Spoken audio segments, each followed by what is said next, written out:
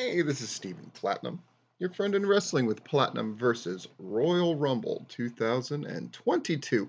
I had the unique experience of watching this on my phone from work. Though my work is very busy most of the time, the strange thing is I can have something on most of the time while I'm watching. And in this case, because of the cold and things like that, there were times where there were long stretches where I got to watch things sort of without interference. So I got to see the women's Royal Rumble in its entirety, the men's Royal Rumble, in bits and pieces, but most of it. And then I went back and filled in the blanks, and all of the solo matches, with the exception of the mixed tag, I got to see in its entirety. And then I watched the mixed tag later on. So here are my thoughts. A lot of people have said that they've missed these that I do for individual shows. Well, I'm still going to do them for major events. So here we go. Um, my overall impression of the events is going to inspire by itself a full disclosure, because in the full disclosure, there's not a lot of wrestling to talk about since a lot of people had to cancel their shows. Um, but it's a great opportunity to talk about storytelling and opportunities hugely missed. That's what it felt like. It felt like a show that was, if it is to be believed that Vince McMahon tinkered with the show quite a bit and wrote most of it, I completely believe it because it shows signs of sort of the worrying about the most important thing, which is, of course, who wins the Royal Rumble events, but then sacrificing the rest of it for that cause. So it is what it is. We opened with Roman Reigns versus Seth Rollins, which was the right call based on the finish. Don't hate the finish at all. I thought it was a pretty fantastic match. They told a really great story, having Seth come out in the Shield gear with the Shield entrance in order to make sure he got a babyface reaction was really great. It was a foregone conclusion match, at least foregone in the way that we knew that Seth Rollins wasn't going to win the title. Beyond that, they got everything that they could, and this idea that Roman Reigns is unhinged without Paul Heyman there and the Usos definitely holds water and seems to work very well. Women's Royal Rumble match, boy, the middle of this thing was pretty bad. Just a series of getting reactions from people returning. Very little of consequence happened until the end.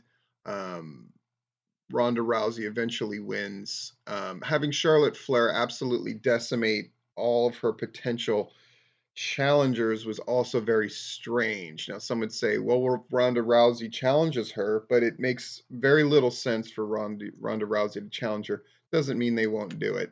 It just means it was what it was. Ronda Rousey has that like raccoon eyes, pouty face thing down in spades, by the way.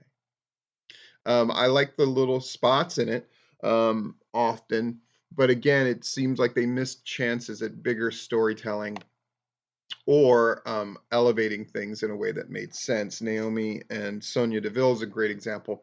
As soon as they saw each other, they tore into each other. That was great.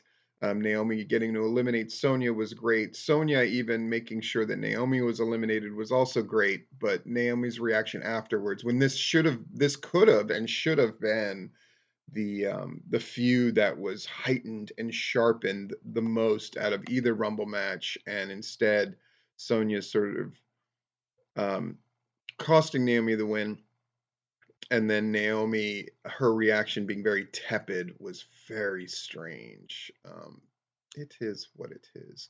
They told some cool stories, letting Mickey James get a measure of revenge against Michelle McCool for the Piggy James stuff and all that. I really liked it, but again, nothing of substance was advanced beyond who won.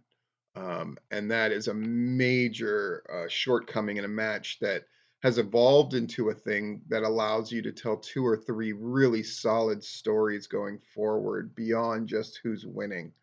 Um, yeah, disappointing. Becky Lynch against Dewdrop. It was what it was. It's probably a match that didn't need to be on the card at all, to be honest. And Lynch wins with a manhandle slam from the middle rope. Eh. Brock Lesnar against Bobby Lashley. It was pretty good. It was pretty good. The end ended up looking really wonky as Lashley just had to lay there, lay there, lay there. Um, but Lashley gets that win, so Brock is now free. As soon as this happened, I thought to myself, "Oh, Brock's probably going to enter at 30 and win," and that's exactly what happened. It's not always bad for things to be predictable, but boy, that predictable.